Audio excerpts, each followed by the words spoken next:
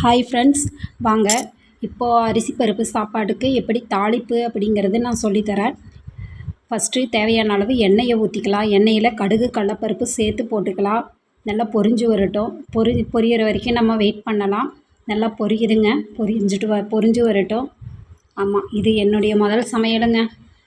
அதுக்கப்புறமா சின்ன வெங்காயம், கொத்தமல்லி, கருவேப்பந்தழை, பச்சை மிளகா, ஒரு காஞ்ச மிளகா, அப்புறம் கொஞ்சமாக இஞ்சி பூண்டு நறுக்கி போட்டிருக்கேன். அது நல்லா வதங்கட்டும். நல்லா கலக்கி விடுங்க, நல்லா வதங்கட்டும். அதுக்கப்புறமா அதுக்கு தேவையான அளவு ஒரு கொஞ்சோண்டு உப்பு போட்டோம்னா அந்த வெங்காயம் அதெல்லாம் நல்லா வணங்கி வரும், போடலாம். இப்போ நான் இன்றைக்கி ஃபஸ்ட்டு அரிசி பருப்பு சாப்பாடு தான் உங்களுக்கு செஞ்சு காமிக்கிறேன். எப்படி இருக்குது என்ன அப்படிங்கிறது நீங்கள் வீட்டில் செஞ்சு பாருங்கள். ஆமாம், செஞ்சு பார்த்து உங்கள் வீட்டில் இருக்கிறவங்களுக்கெல்லாம் கொடுங்க. இது ஒன்றும் புதுசு கிடையாதுன்னு நினைப்பீங்க. ஆமாம், எப்படின்னா இது எல்லோரும் மசாலா ஐட்டம்ஸ் எல்லாம் சேர்த்து செய்வாங்க. அப்போ என்ன ஆகும், அந்த மசாலா ஐட்டம்ஸ் தான் அதில் இதாகும். வணங்கிருச்சுங்க, கொஞ்சம் உப்பு போட்டுக்கலாம். சாப்பாட்டுக்கு தேவையான அளவு உப்பு போட்டுக்கலாம். ஆமாம், நல்லா கலக்கி விட்டுட்டு அதுக்கப்புறமா கொஞ்சம் தக்காளி போடலாம். நறுக்கி வச்சுருக்கேன். அந்த தக்காளியை போட்டு நல்லா கலக்கி விடலாம். இது கூட எந்த ஒரு மசாலா ஐட்டமும் சேர்த்தக்கூடாதுங்க. சேர்த்துனோம் அப்படின்னா அந்த அரிசி பருப்பு சாப்பாடுடைய டேஸ்ட்டு போயிடும்.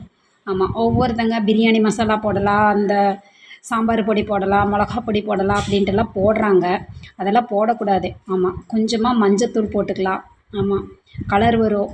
அது கூட காரம் பார்த்துட்டு உப்பு பார்த்துட்டு கொஞ்சம் மறுபடியும் உப்பு சேர்த்திக்கலாம்.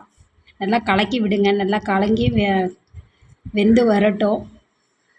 வெந்து வந்ததுக்கப்புறமா இது கூட கொஞ்சம் துருவி வச்சுருக்கிறேங்க தேங்காய் போட்டால் நல்லா ருசி கிடைக்கும். பொடி பொடியாக அறுத்து கூட நீங்கள் போட்டுக்கலாம். ஆமாம், பொடி பொடியாக அறுத்தும் போட்டுக்கலாம். ஏன்னா நம்ம சாப்பிடும்போது நம்ம வாய்க்கு படும் இல்லையா, அப்போ நல்லா கடித்து சாப்பிட்றதுக்கு மென்று சாப்பிட்றதுக்கு நல்லாயிருக்கும். இது கூட ஊறுகாய் என்ன ஊறுகாய் வைக்கலாம் அப்படின்னு பார்த்தீங்கன்னா, எலுமிச்சங்காய் ஊறுகாய் வச்சோம் அப்படின்னா நல்லாயிருக்கும். ஆமாம், எலுமிச்சங்காய் ஊறுகாய்க்கும் சாப்பாட்டுக்கும் நல்லா இருக்குது. பாருங்கள், துருவின தேங்காய் கொஞ்சம் சேர்த்துக்கலாம்.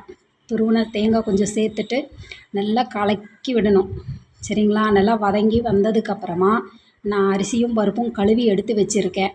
அது கூட சேர்த்து போட்டுட்டு கலந்து விட்டு அப்புறம் மறுபடியும் உப்பு காரம் செக் பண்ணிவிட்டு ஒரு 3-4 விசில் விட்டு இறக்கணும் அப்படின்னா அரிசி பருப்பு சாப்பாடு ரெடி ஆயிரும்.